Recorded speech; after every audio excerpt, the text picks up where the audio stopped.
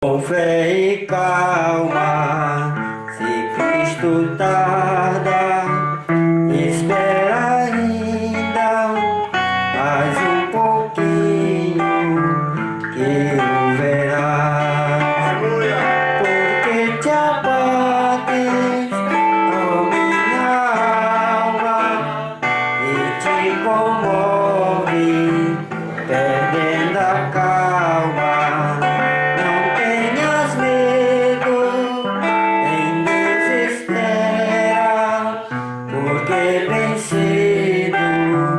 Jesus virá, verás em breve as dores findas do dia alegre da sua vinda. Se Cristo tarda, espera ainda mais um pouquinho que o verás. Porque te abates, ó minha alma, e te comove, perdendo a calma. Não tenhas medo, em Deus espera, porque bem cedo Jesus virá.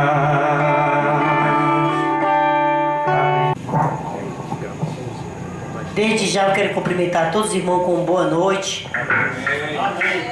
Glória a Deus. Aleluia, Jesus. O céu vai se abrir e em glória Jesus vai voltar para levar sua igreja. Será de repente, num piscar de olhos, a igreja de Cristo irá subir. Gritos e lamentos na terra ouvirão, dor e sofrimento e a decepção. Pra quem rejeitou, pra quem não vigiou, do povo escolhida que também zombou. Os pais à procura dos filhos em dor, filhos à procura dos pais em favor. Ouvirão os gritos e algum que entendeu, Jesus veio e sua igreja ele arrebatou. A igreja tornada com sangue lavada, a noiva tomada, bem apaviada, a lei danada no céu é guardada, então subirá. A igreja triunfante, vivendo um momento mais lindo da história, ao encontro com o noivo, nas nuvens do céu, ele nos habita, mas para o cordeiro que a morte venceu. Está chegando a hora, daqui vamos embora. Está chegando o dia da grande vitória. Jesus falou pra quem vencer, o céu é só pra quem vencer, só vai subir quem vencer. Tá na hora, é pra quem vencer. Aleluia, Deus. Glória a Jesus.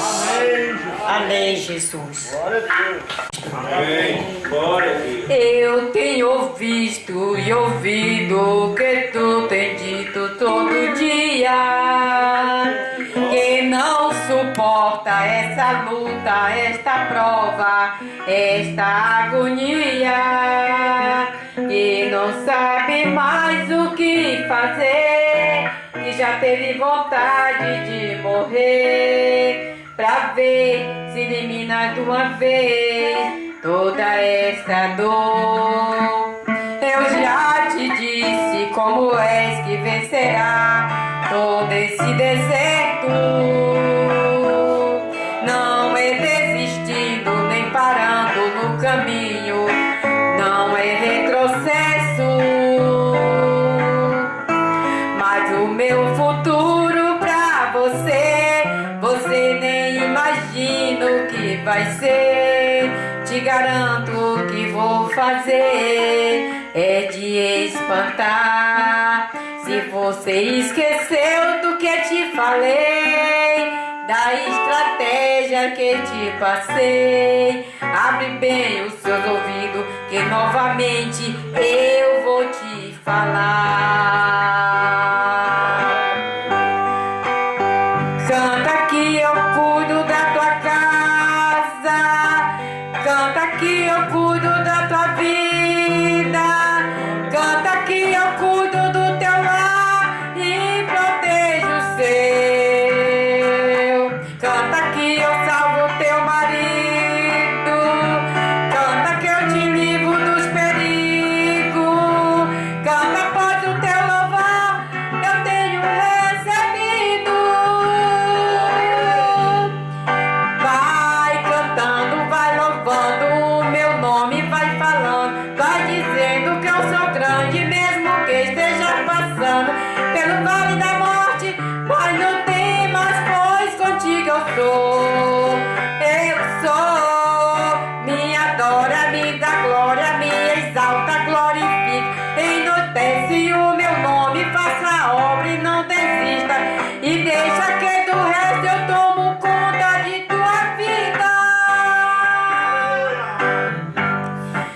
Ninguém te toca, ninguém te fere, nem te oprime, nem quando você mexe. Você tem dono, não é sozinho. Vem a mim como uma proteção dos seus caminhos. Você é ungido, meu escolhido, não tem por que se preocupar, ficar aflito. Eu já falei e de novo eu vou falar, e com você eu faço até o sol parar.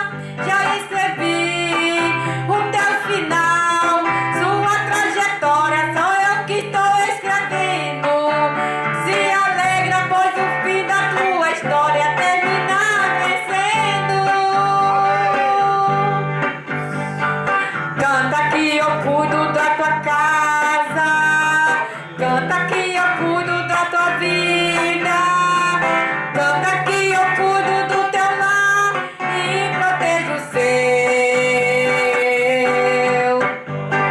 Canta que eu salvo o teu marido, canta que eu te livro dos perigos, canta pois o teu louvor eu tenho recebido. Vai cantando, vai louvando o meu nome, vai falando, vai dizendo que eu sou grande, mesmo que esteja passando pelo vale da morte, mas não tema, pois contigo eu sou. Eu sou, me adora, me dá glória, me exalta, glorifica, enaltece o meu nome, faça a obra e não desista, e deixa que do resto eu tomo conta de tua vida. Ninguém te toca, ninguém te fere, nem te oprime, nem quando você mexe. Você tem dono, não é sozinho. Vem a mim como uma proteção dos seus caminhos. Você é ungido, meu escolhido, não tem por que se preocupar, ficar aflito. Eu já falei e de novo eu vou falar, e com você eu faço até o sol parar. Já escrevi o teu final, sua trajetória sou eu que estou escrevendo. Se alegra, pois o fim da tua história termina vencendo. Amém. Glória a Deus. Cristo já ressuscitou, sobre a morte triunfou. Consumado está,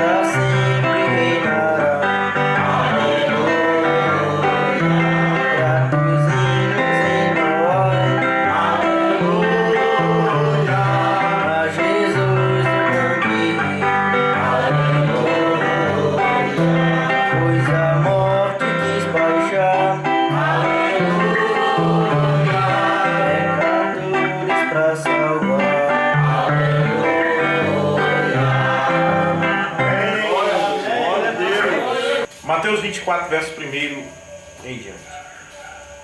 E quando Jesus ia saindo do templo, aproximaram-se dele os seus discípulos, para lhe mostrar a estrutura do templo.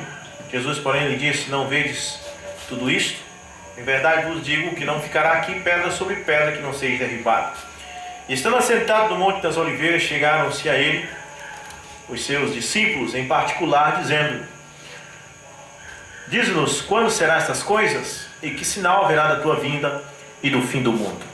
Oremos. Bondoso Pai Celestial, estamos tão felizes por estar aqui na tua presença, por poder ler tua palavra, Senhor, poder meditar nessas coisas maravilhosas que só tua palavra tem.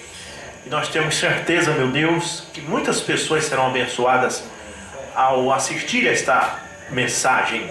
Que o Senhor abençoe todos no nome de Jesus Cristo. Amém. Amém. Poder sentar. Olha, nós cremos que Deus teve um profeta nesses últimos dias. Amém? Amém.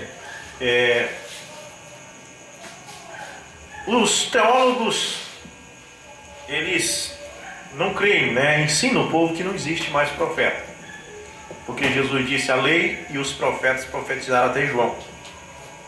E então eles ensinam o povo que não tem mais profeta. Mas a Bíblia diz assim: sem profecia o povo se corrompe. E essa é a razão porque as igrejas estão corrompidas como estão, porque não tem um profeta. E não tem por quê? Porque são ensinadas a rejeitar o profeta.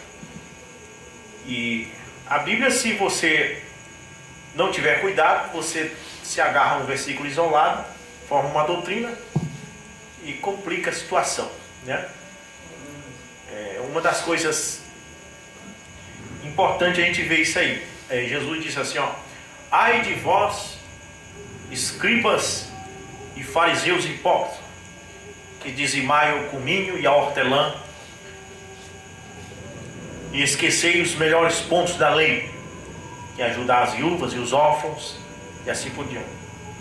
Então, se a pessoa quiser criar uma doutrina que não se deve pagar dízimo, segura nesse parágrafo aí, nesse versículo e volta. Mas se você continuar lendo, a Bíblia diz: ai vós, escribas, fariseus hipócritas, que dizimai o hortelã e o cominho, e esquecei os pontos da lei, que é visitar viúvas e ajudar os órfãos.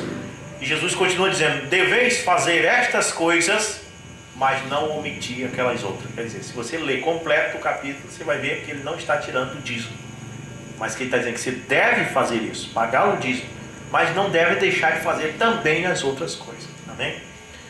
Então, a pessoa se apega ao versículo isolado e se atrapalha, né? Como Mateus capítulo 28, verso 19. Jesus disse: ide, fazei discípulos todas as nações, batizando em nome do Pai, do Filho e do Espírito Santo. Assim, tá vendo? É em nome do Pai, do Filho e do Espírito Santo. Tem que ser batizado. Só que quando você chega em Atos capítulo 2, se atrapalha quando Pedro disse: arrependei-vos e cada um de vós seja batizado em nome do Senhor Jesus Cristo para perdão dos pecados, e recebereis o dom do Espírito Santo. E aí você vai ver que ele batizou 120 pessoas em nome de Jesus. Aí você vai para Atos 19, verso 5, Paulo batiza nas 12. E aí você vai para Atos 10, 48, Pedro batizando, tudo em nome do Senhor Jesus. Porque a pessoa se apega a um versículo isolado, se atrapalha lá na frente. Os católicos se apegam a um versículo isolado da Bíblia que diz que Deus mandou Moisés fazer uma serpente de bronze. Quem lembra dessa escritura? Vocês já leram, né? Fazer uma serpente de bronze. E os israelitas, quando eram mordidos por cobra, olhavam para aquela serpente de latão feita por Moisés, ficavam curados.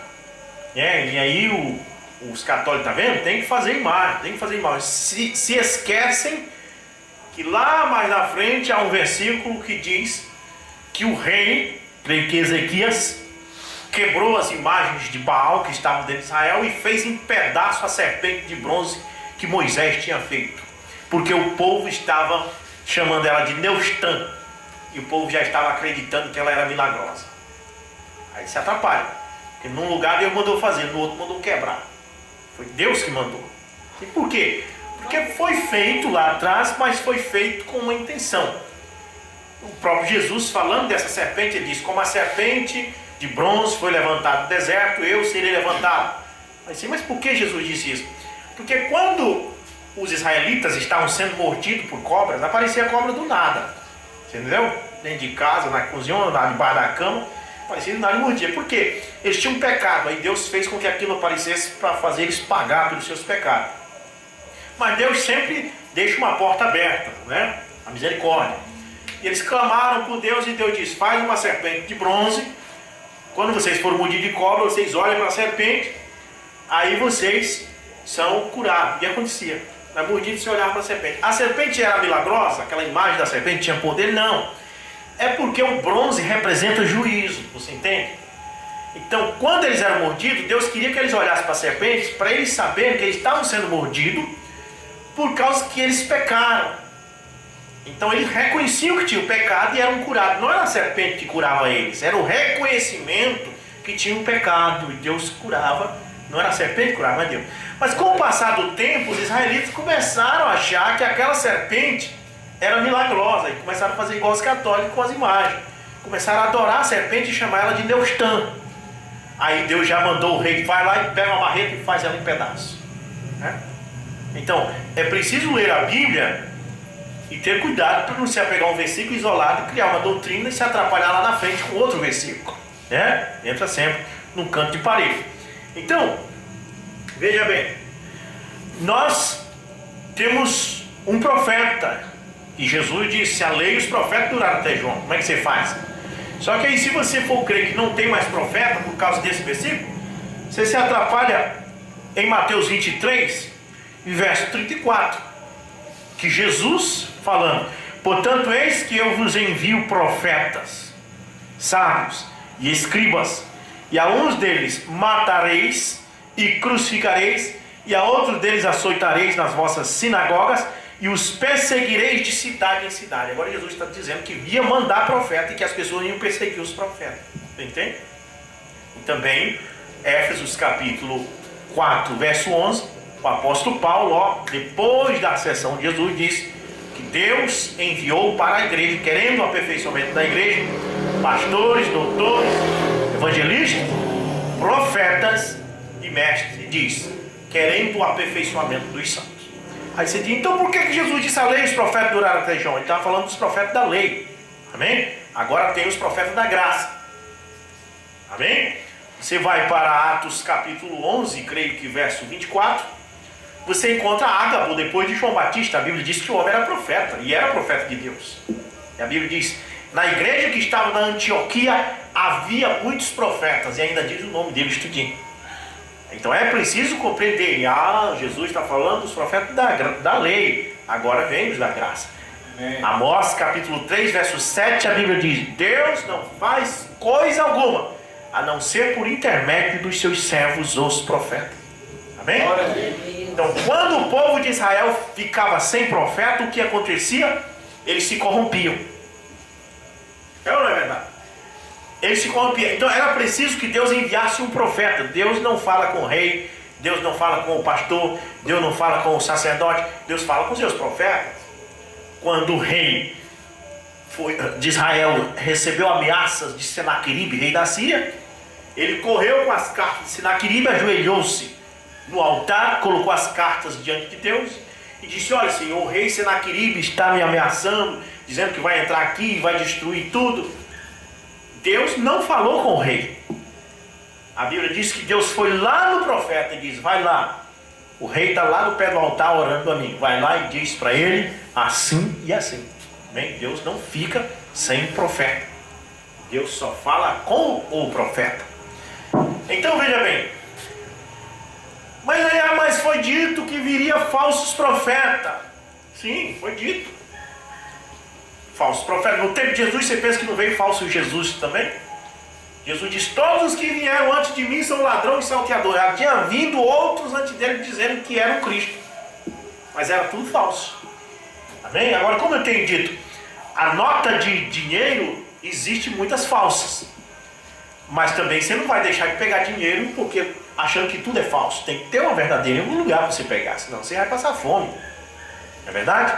Aí se você coloca na cabeça, eu vi dizer que estão fabricando dinheiro falso por aí, então você não pega mais dinheiro. Aí você está lá na feira vendendo suas frutas, ou seja lá o que for, e a pessoa chega, eu quero uma dúzia de banana, mas esse dinheiro eu não quero. Por quê? Porque disseram que estão fabricando dinheiro falso. Mas aí, você tem que acreditar, você tem que pegar dinheiro. Amém? Agora, o que você faz com o dinheiro falso? Pega o dinheiro. E aí você coloca contra a luz assim e verifica se tem marca d'água, se é original. Então, ouça todo homem pregar. Ouça aquele que se diz profeta. Aí você coloca ele na luz da palavra de Deus, da Bíblia. Aí você vai saber se ele é verdadeiro ou falso. Se eu conversar 5 minutos com um teólogo, ou um pastor, ou um padre, eu sei se ele é falso ou não. Porque o falso, ele não passa no teste da palavra. Não passa. Certo? Ele não pode concordar 100% com a palavra de Deus. Ele tem que discordar e defender o credo religioso dele, defender o que ele aprendeu no seminário. Mas a Bíblia diz assim, os que são de Deus ouve a palavra de Deus e obedece. Então, você vê aí, olha, o pastor fulano de tal, ele tem o poder da cura divina, porque milhares de pessoas estão enchendo a igreja dele, é aquela explosão. Deixa o irmão Rubens ir lá falar com ele. Quando chegar lá, a primeira coisa que eu vou fazer é para ele assim, você quer batizar em nome de Jesus Cristo? Se ele pular bem ali dizendo não, é falso. Tá bom? Porque o verdadeiro vai sempre dizer amém para a palavra de Deus. A palavra de Deus é o prumo. O carpinteiro ou o pedreiro sabe do que eu estou falando. Se essa parede, as irmãs ficam dizendo, ela está torta. E os irmãos disseram está torta para cá, e as irmãs disseram está torta para lá. Aí fica aquela discussão. Não tem que discutir, pega um prumo e coloca.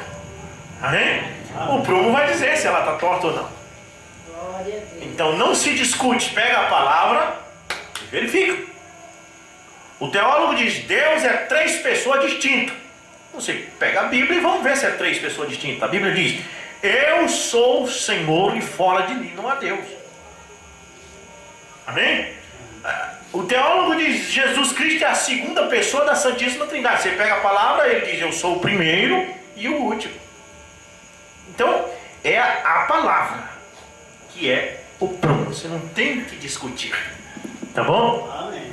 Quando Paulo foi pregar o evangelho em Bereia, a Bíblia diz que as pessoas que estavam em Bereia eram mais nobres do que os de Tessalônica, porque ouviam tudo que Paulo pregava e verificavam nas escrituras para saber se eram assim mesmo essas coisas que ele estava falando. Quer dizer, eles botavam Paulo no prumo da palavra. Olha, ele falou aí que esse tal de Messias que havia de vir, esse tal Jesus, ele teria que nascer de uma virgem. Aí eles iam lá e verificavam em Isaías capítulo 9, Isaías capítulo 6. Então eles verificavam, e quando eles verificavam é que eles podiam crer. Se as pessoas pudessem fazer isso hoje. Mas não, elas não verificam nas escrituras. A pessoa falou, elas acreditam. Mas ele cantou hino. Mas ele orou. Sim, mas os do inimigo também cantam hino. Caim era ou não era do maligno? O apóstolo João diz que era. 1 João capítulo 3, verso 12. Ele diz, não como Caim, que era do maligno, e por isso matou o seu irmão Abel, porque as suas obras eram má e a do seu irmão era justa. No entanto, Caim fez um altar, que significa um culto hoje, mais bonito do que o de Abel. Amém? Então, não é a questão da pessoa cantar, não é a questão da pessoa orar, não é a questão dele ter o dom da cura divina. Dom é dom. A Bíblia diz que o dom foi dado até para os rebeldes.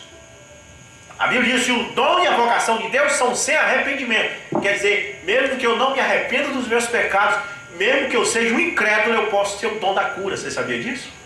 É possível? Claro. A cura é um dom. A Bíblia diz, Deus subiu alto e deu dom aos homens e até para os rebeldes. Então, um homem ou uma mulher pode pôr as mãos e ressuscitar até morto. e ainda ser do maligno. Mas não pode, irmão Rubens. Eu mostro Jesus dizendo que pode. Jesus disse: nos últimos dias eles vão fazer sinais e prodígios de tal maneira que, se possível fosse, enganaria até os próprios escolhidos. Jesus disse assim: ó, nos últimos dias eles vão chegar para mim e vão dizer: eu curei enfermos usando o teu nome, eu ressuscitei mortos usando o teu nome. E eu direi: apartai de mim, eu não te conheço. Quer dizer, uma pessoa que curou enfermo usando o nome de Jesus, Jesus vai dizer que não conhece ela. Porque Deus só te conhece se você estiver no âmago desta palavra. Amém. Aí você é conhecido. Para você ser conhecido de Deus, você tem que estar aqui na palavra. E como é que você está na palavra? Não é o meu nome que está aqui, Rubson. Esqueça isso. Você crê que João Batista estava na palavra de Deus quando ele veio? Eu creio que você crê nisso. Amém? Mas quando João Batista veio, irmãos, e também Jesus, você sabia que não existia o Novo Testamento escrito? Só era o Velho Testamento, era de Gênesis a Malaquias. Não? O livro de Mateus, Marcos, daí para frente, já foi escrito 50 anos depois de Cristo. Pegue uma Bíblia de estudo que você vai ver lá quando foi a data de inscrição de cada livro. Então, quando Mateus escreveu o livro de São Mateus, João Batista já tinha sido morto há muitos anos. Então, no livro de Mateus você encontra dizendo assim: e houve um homem que seu nome era João, e tudo mais. Mas quando esse João Batista chegou, ele apareceu pregando o evangelho, e as pessoas perguntassem para ele: onde é que está teu nome na Bíblia? Ele não podia mostrar, porque ele só tinha o Velho Testamento. Então, as únicas escrituras que falam em João Batista é Isaías 40, verso 3, que diz assim: voz do que clama no deserto, prepara o caminho do Senhor. E Malaquias 3, que diz: eis que eu envio o meu anjo diante da tua face, prepara o caminho do Senhor. Essas duas escrituras estão falando de João Batista, no entanto não cita o nome dele. Não diz assim: João Batista, tu é a voz que clama no deserto, prepara o caminho do Senhor. Não diz isso. Mas diz: voz do que clama no deserto, preparai o caminho do Senhor. Agora você tem que crer que isso aí é João Batista. Amém? Também Malaquias 3, eis que eu envio o meu anjo diante da minha face. Mas não está dizendo João Batista, eu te envio diante da minha face. Mas Jesus depois diz. Amém. Jesus depois diz: se querem dar crédito, João Batista é aquele de quem está escrito: eis que eu envio o meu anjo diante da tua face. Jesus dizendo isso. Mas na verdade não está lá o escrito no João Batista. 50 anos depois foi colocado. Então você e eu estamos aqui na Bíblia. Você crê que você está na Bíblia? Você está. Mas não procure seu nome aí. A menos que a sua mãe tenha colocado um nome, seja bíblico. Por exemplo, Débora. Aí você vai achar Débora, porque sua mãe colocou seu nome Débora. João, Mas eu, por exemplo, Rubens, procurei esse CBCA, não tem. Mas no entanto eu tenho que estar na Bíblia, porque se eu não estiver na Bíblia eu estou perdido. Amém. Como é que eu estou na Bíblia? Eu estou na Bíblia quando eu estou identificado com a Bíblia. Você entendeu? Quando eu me identifico com a Bíblia, eu estou na Bíblia. Amém. Olha, quando D. Pedro II sacou sua espada das margens do rio Ipiranga, lá em São Paulo, e disse: independência ou morte, desafiando a coroa de Portugal para defender o Brasil, eu e você estava nele. Amém? Porque ele representava nós tudinho lá. Então nós nos identificamos com D. Pedro II, porque desses ancestrais vieram nós. Se eles não tivessem proclamado a independência lá, nós até hoje éramos escravos da coroa portuguesa. Mas como eles declararam a independência lá, estamos aqui, somos independentes. Então nós estávamos identificados nele. Quando Jesus morreu na cruz, o apóstolo Paulo diz que nós morremos com ele. Quando ele ressuscitou, nós ressuscitamos com ele. Mas sabe o que é isso? É que você estava identificado com ele. Amém? Então nós estamos identificados com esta Bíblia. Quando esta Bíblia diz: levanta-te de entre os mortos e Cristo te esclarecerá, você está identificado com essa escritura, está ou não está? Você não levantou de entre os mortos, que é o mundo de pecado, de frieza, de abandono da palavra de Deus. Você ressuscitou ou não ressuscitou e não veio para Cristo? Então você está identificado com essa escritura. Amém. Quando aquele povo lá no dia de Pentecoste, que eram cerca de 3.000 pessoas, viram os apóstolos falar em língua e profetizar, e disseram assim: varões e irmãos, o que devemos fazer para ser salvos? E que Pedro disse: arrependei-vos e cada um de vós seja batizado em nome de Jesus Cristo. E eles desceram as águas e disse que 120 foram batizados. Se você hoje crê naquilo e faz aquilo, então você está ali, você está identificado com eles. Amém? Você está identificado com os que creem. Agora, quando você diz assim: ó, a minha igreja, eu sei que a Bíblia diz isso, mas a minha igreja não diz isso, você está identificado com quem? Com os fariseus. Porque era assim que eram os fariseus. Os fariseus chegavam para Jesus e diziam: nós cremos que tu é um mestre vindo de Deus, né? Porque as coisas que tu faz, ninguém faria se não fosse de Deus. Só que é o seguinte: só que nós temos a nossa religião, a nossa sinagoga. E eles sabiam que Jesus era a verdade, mas eles ficavam defendendo aquele erro. Então, quando a pessoa hoje sabe que a mensagem é a verdade, mas eu sei, mas eu nasci nessa, eu morro nessa, quer dizer, ele está sendo identificado com os fariseus. Você entende? Se identifique com os que creem. Amém. Amém? Se identifique com aquele como Natanael, que foi chamado por Filipe quando disse: olha, Natanael, encontramos o Messias, Jesus de Nazaré. E ele disse: pode vir alguma coisa boa de Nazaré? Ele disse: vem, vem. Quando ele chegou ali, Jesus olhou para ele e disse: eis aí o israelita em quem não há dolo. Ele disse: de onde tu me conheces? Ele disse: antes que Filipe falasse contigo, eu te vi quando tu estava debaixo da figueira. Então o que fez Natanael? Disse: eu creio que tu é o Messias. Amém. Ele não ficou assim: ó, eu sei que isso aí que tu falou é uma coisa grande, realmente, como é que ia saber que eu estava debaixo da figueira? Bom, eu creio que tu é o Messias, só que eu tenho minha religião, eu nasci nessa, eu vou morrer nessa. Não, ele não fez isso, ele não estava identificado com os fariseus, ele estava identificado com a palavra. Amém? Nós estamos identificados com a palavra. E tudo que esta palavra disser, nós vamos crer. Um teólogo me disse hoje pela internet: Rubson, aí citou o nome de uns estrangeiros lá, um nome esquisito lá, que a gente não sabe nem. O fulano de tal e o fulano de tal publicou um livro dizendo que Brando é falso. Eu disse: eu não quero saber o que essas pessoas estão dizendo, eu quero saber o que a Bíblia diz. Agora você imagina se eu vou acreditar que o irmão Brando é falso por causa que escreveram um livro. Eu quero saber a Bíblia. A Bíblia diz. Eu vi uma pergunta que mandou para um programa que tem aí, e de uns missionários lá que dão resposta para as pessoas, e uma pessoa perguntou: você poderia me mostrar a Santíssima Trindade na Bíblia? Isso não existe na Bíblia, viu? Isso foi os homens que inventaram.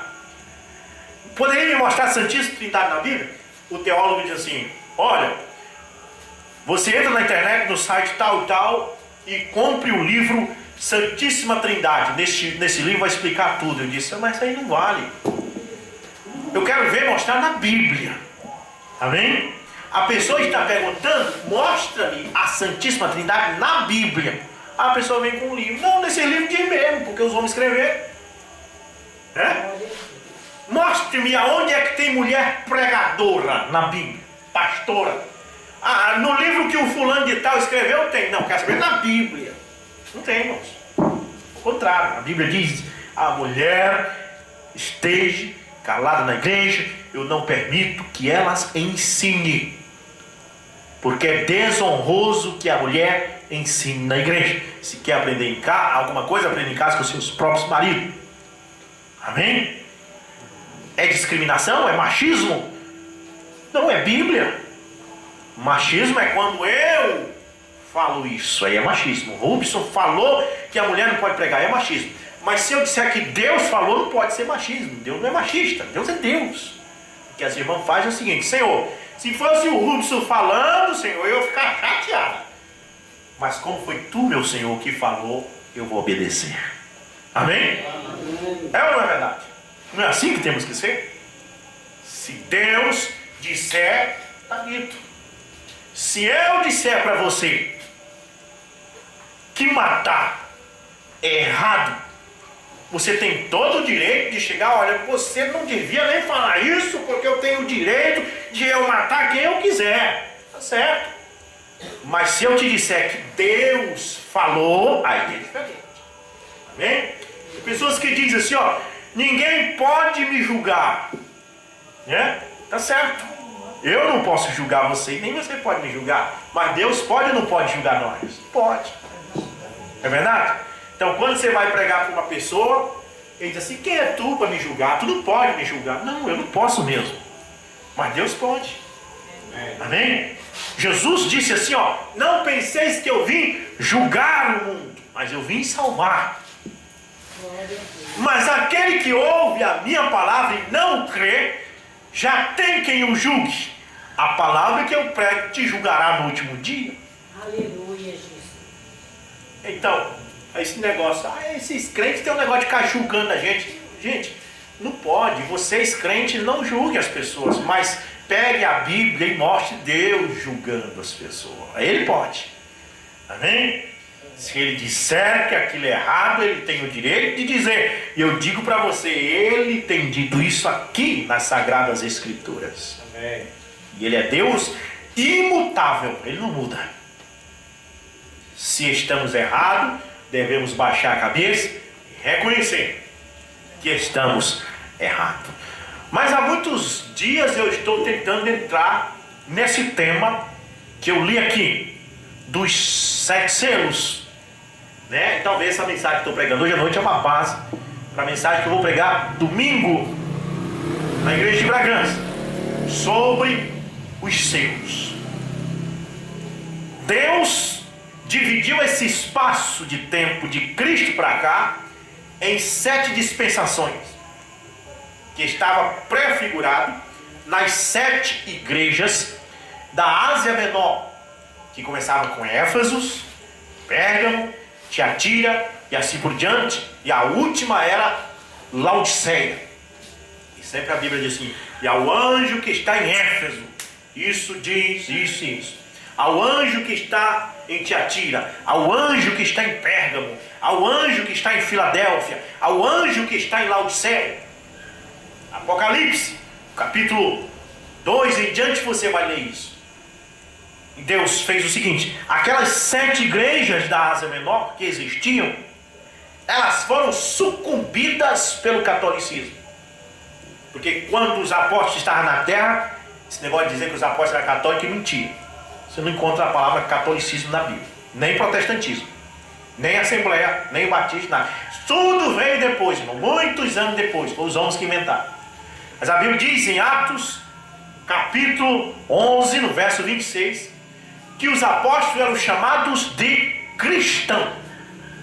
Aí sim, cristão você encontra na Bíblia. Amém? Você não encontra assembleano, você não encontra adventista, você não encontra batista, você encontra cristão. Amém? E então veja bem, eles pregaram a palavra, foram chamados de cristão. E o último apóstolo vivo foi João, que escreveu o livro do Apocalipse. Ele era irmão do Senhor. Amém? Filho também de José. A Bíblia diz que Maria e José tiveram filhos. Amém? Depois. Também essa ideia que não teve é conversa do Papa. Mas a Bíblia diz que eles tiveram filhos. Jesus tinha uma base de 17 anos quando José morreu. Quer dizer que José e Maria viveram juntos 17 anos. Amém? 17 anos. Naquele tempo as mulheres não tomavam pílula para não engravidar. Para elas isso era pecado. Como até hoje é. Tá? Evitar filho para os judeus era um pecado terrível. Ao contrário, quando elas não tinham filhos, para elas ela estava amaldiçoada. Para elas era uma maldição. Para elas Deus estava agradando-se delas quando elas tinham filho. Certo? Então, a Bíblia diz que Jesus era o primogênito de Maria. Se você disser assim para uma irmã dessa aqui, ó: irmã, quando foi que a senhora teve o seu primeiro filho? O que eu estou querendo dizer com isso? Que ela teve o primeiro e teve outros depois dele. Amém? Amém. A Bíblia diz que José não conheceu Maria até que. O que significa a palavra até que? O Rubson não almoçou até que tomou o remédio dele. Quer dizer que depois que tomou o remédio, ele almoçou. Amém? Deu para compreender? Então, José não conheceu Maria até que ela deu à luz o seu filho primogênito. Quer dizer que depois que ela deu à luz o seu filho primogênito, Jesus, ele a conheceu normalmente, porque era a esposa dele. Oh, mas é pecado dizer isso da Virgem Maria. Pecado é se ela tivesse coabitado com outro homem que não fosse José, o esposo dela. Tá bom? Mas com o esposo dela, ela coabitar com ele é bênção de Deus. Amém? E esse negócio de casal que não coabitam, que vivem dentro de casa como dois irmãos, não é certo. Deus abomina isso. Se você é casada, coabite com seu esposo, porque você está agradando a Deus fazendo isso, porque você está fazendo com que o casamento de vocês seja abençoado, porque ele lá na rua vai saber que nenhuma daquelas mulheres lá na rua é melhor do que a dele em casa, e ela da mesma forma. Amém? Então esse negócio aí é conversa de criancice. Mas muito bem, então esse João do Apocalipse era irmão do Senhor. Amém? Esse é o apóstolo a quem Jesus amava, que se reclinava aos ombros de Jesus. Jesus amava ele porque ele era seu discípulo e ainda era seu irmão mais novo. Amém? Então esse João viveu cerca de 90 anos de idade, escreveu o livro do Apocalipse e morreu. Ele morreu por volta do ano 90 ou 100 depois de Cristo. Depois dele não tinha mais nenhum apóstolo vivo. E o que foi que aconteceu? Os cristãos começaram a interpretar as escrituras da forma que eles queriam. Já no ano 154 depois de Cristo, ou seja, 54 anos depois da morte do último apóstolo, havia um homem que se dizia cristão chamado Aniceto. Você vai no Google e digite quem foi Aniceto, que se instalou em Roma e começou a pregar que ele era bispo dos pastores, chefe dos pastores locais, e que todos os pastores deviam ir a ele para receber a instrução dele para poder pregar. Deus chamou isso de obra dos nicolaítas, que os cristãos estão fazendo até hoje, inclusive nesta mensagem. Infelizmente, pastores nessa mensagem começam a pregar, de repente outros pastores se aglomeram com ele e ele começa a querer ser chefe deles. Isso chama-se nicolaísmo. A Bíblia diz: tenho contra ti que aborreces as obras dos nicolaítas, as quais também eu aborreço. Bispo, presbítero, ancião, pastor, é tudo uma coisa só na Bíblia. E os homens fizeram com que você pensasse que há uma hierarquia, que tem o pastor, acima dele tem o bispo, acima do bispo tem outro, acima. Isso foi os homens que inventaram. O pastor na Bíblia é o mesmo bispo. Você vê hoje nas igrejas e diz assim: eu sou pastor, e esse é bispo, e aquele é presbítero, e aquele é arcebispo, e aquele. Gente, que é a mesma coisa. Eu, o Rubson aqui, é pastor. E quem é o bispo? O Rubson. Bispo e pastor é a mesma coisa na Bíblia. Ancião, pastor, bispo, presbítero. Era a mesma coisa. O dicionário bíblico diz isso.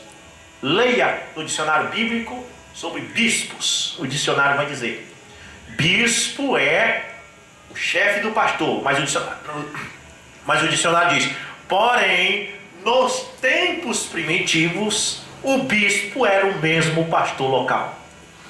Então isso foi as igrejas que inventaram para colocar uma hierarquia, um chefe sobre o outro, e então o Espírito Santo aborreceu isso. Por quê?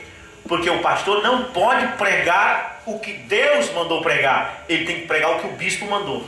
Você entende? Então isso fez com que Deus se entristecesse com a igreja.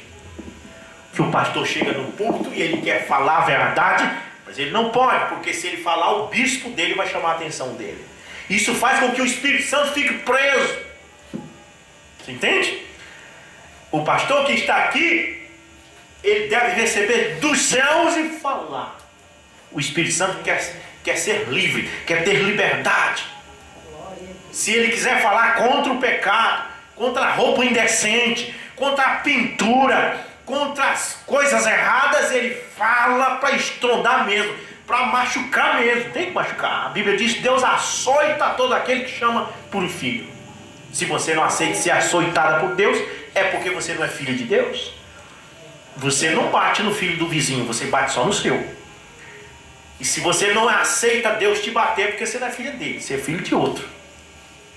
Mas se ele te bater, você diz: bate, papai, pode bater que eu sou tua filha, eu sou teu filho. Amém? Deus só bate nos seus filhos. Se você está apanhando aí nesta noite, diga: bate mais, meu pai, bate mais. Não saia dessa congregação murmurando contra a pregação, não. Amém? Mas diga: não, Senhor, o Senhor está certo. Mas os que não são filhos, levantam, saem com raiva. Já preguei mensagem que as pessoas se levantam, passam lá pelo porteiro na porta e dizem assim: eu não sei como vocês assistem um pregador doido desse. E vai embora. Porque ele não é filho de Deus. Amém? Os filhos de Deus, diz a Bíblia, ouvem a palavra de Deus e obedecem. Glória a Deus. Então, veja bem, no ano 154, Aniceto disse: eu sou bispo. Mas o que é isso, irmão Aniceto? Bispo é o mesmo pastor local. Não, mas eu vou colocar a diferença. Bispo é o chefe, e assim ele fez. Obra dos Nicolaítas.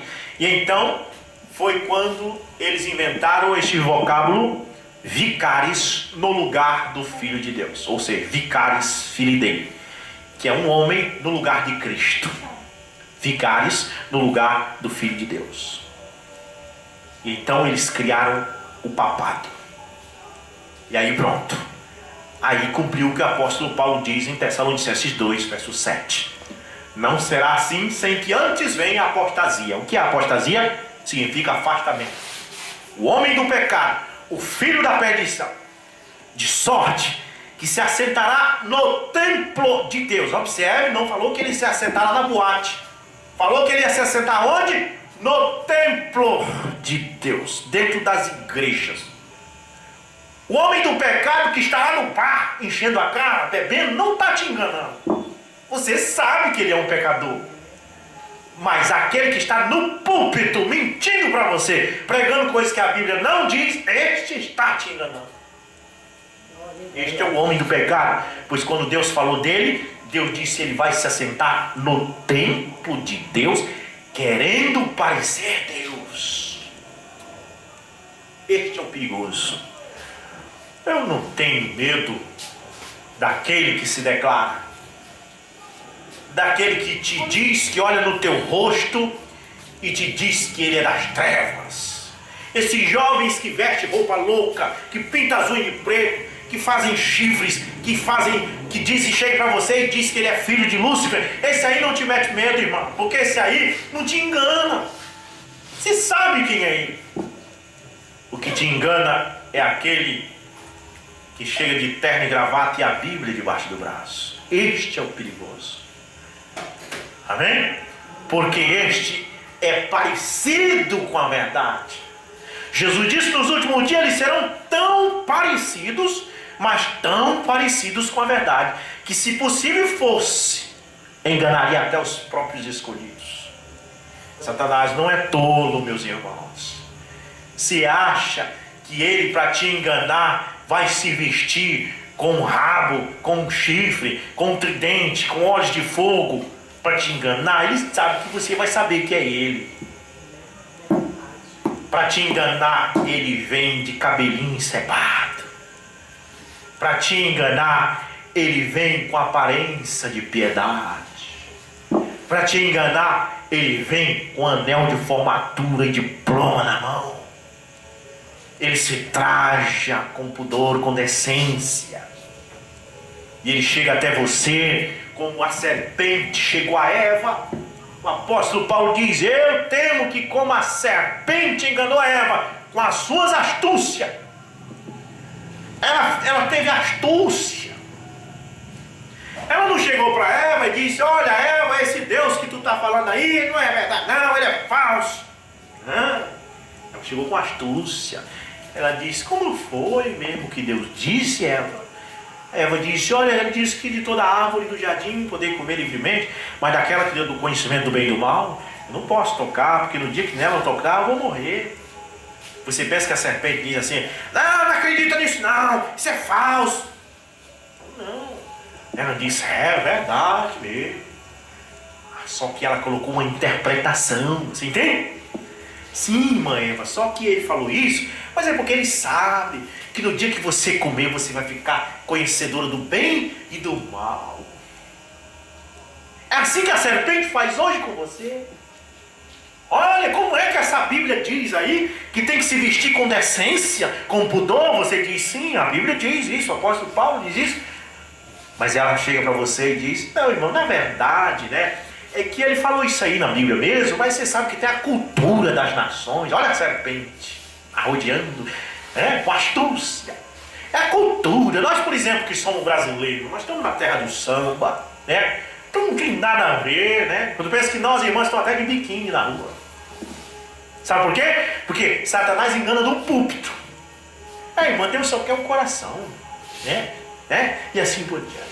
Só que Tessalonicenses, segundo Tessalonicenses, capítulo 5, verso 23, diz que Deus quer corpo, alma e espírito completamente santificado. Amém. Glória a Deus. Bem? E nós estamos identificados com a Bíblia. Estamos ou não estamos? Amém. Se estamos identificados com esta Bíblia, nós não vamos dar ouvido à astúcia da serpente. Porque a serpente está por aí. Amém? Com astúcia. E então, no ano 154, Aniceto se sentou no templo, se tornando vigário no lugar do Filho de Deus. E aí começou todas as coisas que estão aí. A confusão. No ano 200, você já encontra os cristãos colocando a imagem de Maria no andor e adorando pelas ruas de Roma. No ano 200. No ano 306, Constantino assume o poder de Roma após a morte do imperador Galero, melhor dizendo. E o que ele faz? No ano dos 325, ele faz um concílio na cidade de Niceia, chamando os cristãos para resolver essa questão cristológica, para resolver os problemas, porque os cristãos estavam em atrito. Um dizia que tinha que venerar a mãe de Jesus, outro dizia que não, outro dizia que Jesus é a segunda pessoa da Trindade, outro dizia que isso não existe. Lá estava Ário, lá estava Atanásio de Alexandria, lá estava Eusébio de Cesareia. Cada um desses homens dizendo uma coisa. E Constantino tinha se convertido recentemente e disse: meus irmãos, eu sou imperador, eu me converti também ao cristianismo, mas o cristianismo está bagunçado. Vamos fazer uma reunião, um concílio para nós acertar isso aí. E daqui para frente eu vou pregar tudo a mesma coisa. Que é o que Satanás vai fazer de novo daqui uns dias. Ele vai fazer um concílio aí para acertar tudo isso, para daí para frente tudo pregar tudo igual. E não pense você que eles vão pregar tudo igual à Bíblia. Eles vão pregar tudo igual àquilo que receber a votação maior desse concílio. Porque quando Constantino fez o concílio, foi com a intenção que acertasse para todo mundo pregar igual. Só que não igual à Bíblia, mas igual à ideia que ganhasse a votação. Porque ali estava Atanásio de Alexandria, que veio com essa história de 3 deuses distintos da Trindade. Estava Ário, com sua doutrina, estava Eusébio de Cesareia, e então eles fizeram no plenário uma votação, e a doutrina de Atanásio ganhou em maioria. Está tudo no canal Wikipédia na internet, você lê. Leia, digite lá, Concílio de Nicéia. E então, a doutrina do irmão Atanásio é que vai prevalecer daqui para frente, disse Constantino. E a doutrina do irmão Ário? E a doutrina do Eusébio? Não, eles vão ter que se exilar em outro país, porque se ficar aqui nós vamos queimar eles na fogueira. Você entende? E eles, deram no pé. E aqueles cristãozinhos que não puderam dar no pé ali, foram tudo queimado vivo na fogueira da Inquisição. Daí para frente passou a valer a doutrina de Atanásio de Alexandria, carimbado e aprovado pelo imperador Constantino. Mas no ano 1500, Deus levantou um homem para pregar a verdade, chamado Martinho Lutero. E Lutero, o que ele fez? Tentou reformar a igreja, tentou consertar essa bagunça, mas ele não teve muito êxito, porque era muita coisa, eram muitos anos, eram quase que 1500 anos de erro para consertar dentro de 60 e poucos anos apenas de vida de ministério. Como o Bolsonaro está aí tentando consertar um rombo de 16 anos, e as pessoas querem que ele tenha consertado em 3 meses, pelo amor de Deus. E Martinho Lutero não pôde consertar a igreja que tinha quase 1500 anos de erro. A igreja já venerava a mãe de Jesus em vez de venerar Jesus. A igreja vendia relíquia sagrada de mentira. Entendeu? Olha, eu tenho aqui os pregos que furaram a mão de Jesus. Quem quer comprar? Quem quer comprar? Olha o leilão. Quanto está, irmão, um prego desse que furou a mão de Jesus? R$1.000. Vamos supor, falando do dinheiro de hoje. Chamava de, creio que simonia ou simônia. Eu não sei bem a pronúncia, mas é simonia ou simônia. Veja no livro de história. Vender relíquia sagrada, e era só mentira.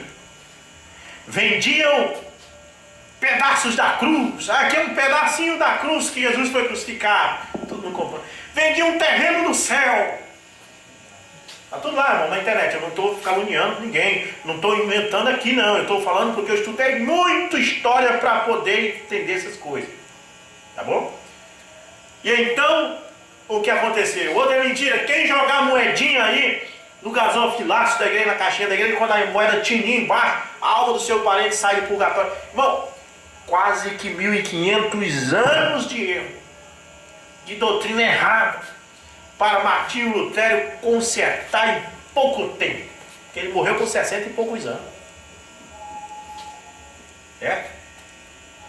Ele morreu de problema cardíaco. Eu tenho um livro tudinho. Com 60 e poucos anos, daquele 67. E o que aconteceu quando ele morreu?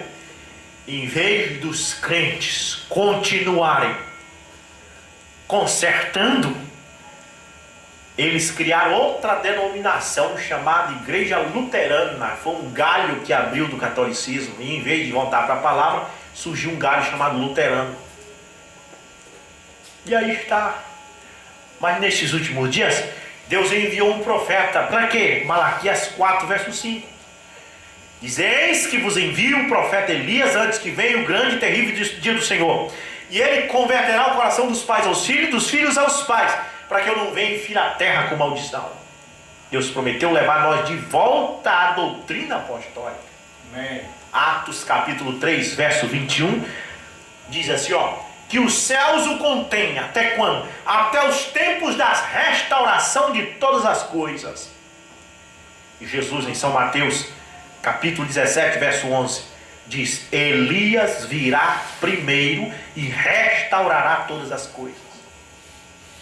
As pessoas dizem: Jesus está vindo, Jesus está vindo. Sim, mas ele diz que Elias vem primeiro. Ele não pode vir enquanto Elias não vir primeiro para restaurar. Em São Lucas capítulo 18, a Bíblia diz: quando o Filho do Homem vier, encontrará ele fé na terra? É uma pergunta. Não. Quando o Filho do Homem vem, ele encontra Assembleia Batista, Pentecostal, Católica, mas nenhuma dessa é a fé bíblica. E é o que nós temos hoje, um monte de gente dizendo que cada um tem sua fé. Você sabia que isso é errado? Esse negócio de cada um tem sua fé?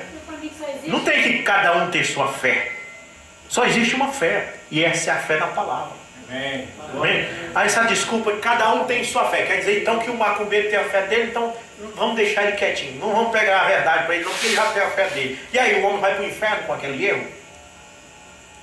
O Charles Spurgeon disse assim, ó: se você encontrou a verdade e você não está preocupado em pregar essa verdade para outros, é porque você não encontrou a verdade. Amém? Então, se você encontrou a verdade, se você encontrou a verdadeira fé, você vai se preocupar de pregar essa fé para aquele que está numa fé errada, porque só tem uma fé, e essa é a fé no Filho de Deus. Amém? Ah, eu tenho minha fé, tá, mas a tua fé está contra a palavra de Deus, então não é uma fé, na verdade é um erro. Amém? Deus tem uma fé, e essa é a fé no Filho de Deus. A Bíblia diz: uma só fé, um só batismo, um só Deus e um só Senhor. Amém? Amém. Glória a Deus. E Deus nos enviou aqui. É a mensagem da restauração. Glória a Deus. Agora, essas 7 dispensações que estavam prefiguradas nas 7 igrejas da Ásia Menor, que vem desde Éfesos,